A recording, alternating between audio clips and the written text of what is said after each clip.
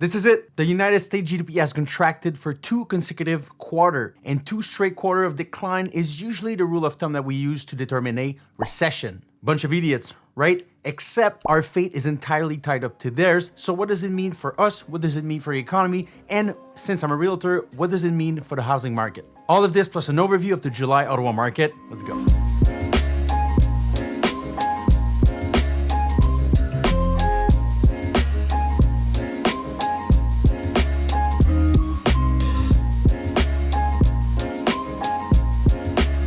Welcome back, and for our new viewers, I post content like this weekly, so don't forget to subscribe. And if by the end of this video you still have questions or you're thinking about making a move in the Ottawa market, you can book an appointment directly with me through the link in the description below.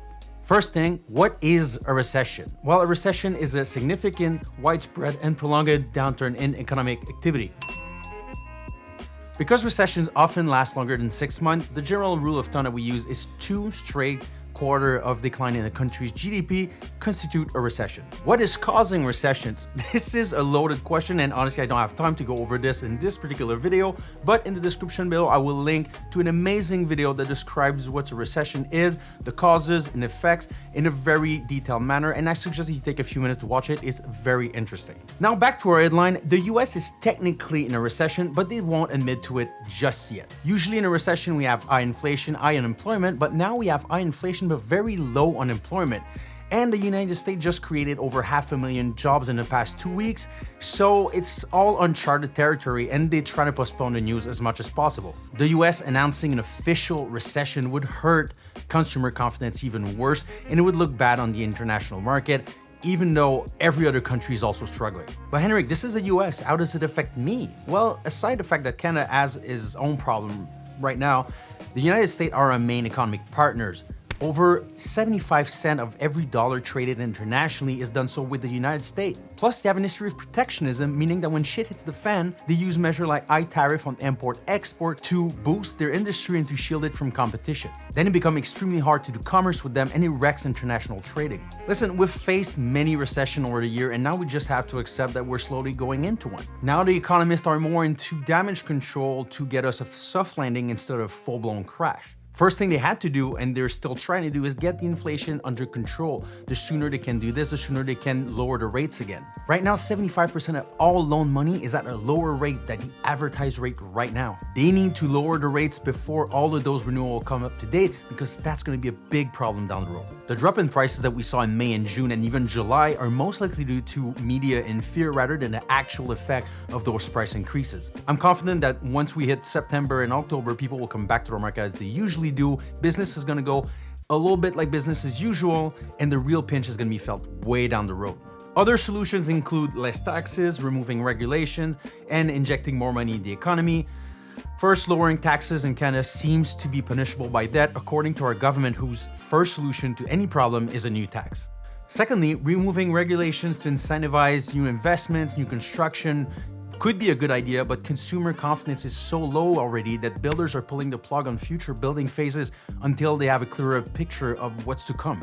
Lastly, injecting more money in the economy is already responsible for this 40-year peak in inflation, so more of this is unlikely to help. The only way that more money in the economy would help is if we use it to boost supply and not demand, meaning that we use it to lower the cost of goods instead of giving the money directly to people with no guarantee that they're going to use the money in the economy. And by the way, I made a video about inflation and interest rate right here.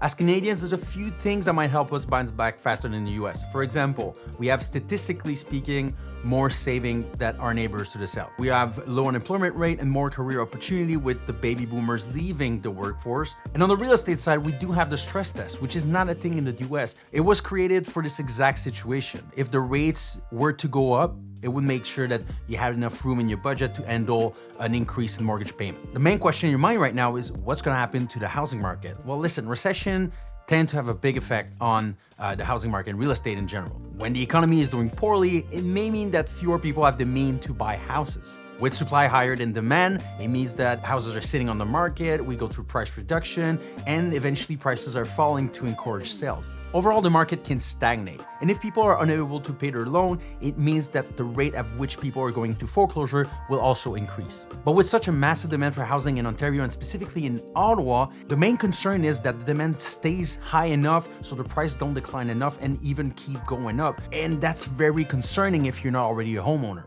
I know this all sounds pretty grim, but listen, we're not going into a Great Depression where all you can eat is boiled potatoes. The consensus is that it's gonna be a mild recession and a relatively short one. Plus, like I mentioned, unemployment is fairly low, so if by any stroke of bad luck you lose your job, you most likely won't have any trouble finding a new one. Although it would be smart to start paying your bad debt and pile money on the side if you can. Because when and if home prices are starting to go down and rates are coming back down as well, it will be a great time for you to buy if you're not already a homeowner and you want to be ready. As for our local Ottawa market, in July we saw a lot of price decreases and home being pulled off the market. Sellers are still readjusting to the new reality, and it can be a hard pill to swallow when your neighbor sold for way more, 4 or 5 months ago, but you have to adjust for the reality of today. We are currently at 2.9 months of inventory. It's a good sign that we're heading off into a balanced market slowly.